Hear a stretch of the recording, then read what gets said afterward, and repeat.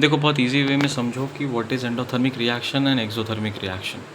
नाम से ही पता चल जाता है, एंडो का मतलब होता है अंदर आना और एक्सो का मतलब होता है एग्जिट करना। ऐसे याद रखो, एंडो मतलब इन, एग्जिट, एक्सोथर्मिक एग्जिट करना, बाहर निकलना। तो एंडोथर्मिक रिएक्शन में क्या होता है, एक ऐसा रिएक्शन जिसमें हीट एनर्जी एब्जॉर्ब हो रहा हो। एंडो मतलब एंटर करना, एब्जॉर्प्शन ऑफ हीट जिस रिएक्शन में होगा उसको हम लोग एंडोथर्मिक रिएक्शन बोलेंगे।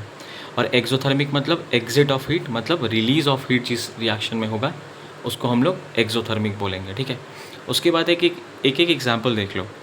यहाँ देखो कैल्शियम कार्बोनेट है, तो कैल्शियम कार्बोनेट को यहाँ पर हीट देना पड़ रहा है। इसका मतलब ये एब्जॉर्प्शन ऑफ हीट हो रहा है इस रिएक्शन को होने में।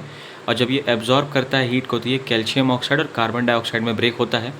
बट इस वाले एग्जाम्पल में देखो, जब कैल्शियम ऑक्साइड हाइड्रोजन वाटर के साथ रिएक्ट करता है तो हीट एनर्जी रिलीज़ करता है, देखो एज अ प्रोडक्ट रिलीज़ करता है, इसीलिए ये एक्सोथर्मिक का एग्जाम्पल है।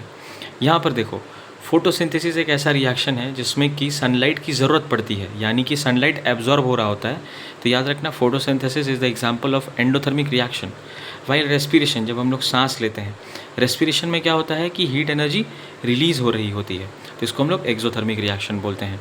लास्ट एक और डिफरेंस है, तुम खुद सोचो कि जब कहीं से हीट एनर्जी एब्जॉर्ब कर लिया गया है तो वहाँ पे हीट टेम्परेचर कम हो जाएगा, तो वहाँ पर टेम्परेचर सराउंडिंग में डिक्रीज़ हो जाएगा। जबकि इस रिएक्शन में हीट एनर्जी रिलीज़ हो रहा है सराउंडिंग में, तो टेम्परेचर बढ़ जाएगा इसमें। आई होप ये समझ में आया होगा।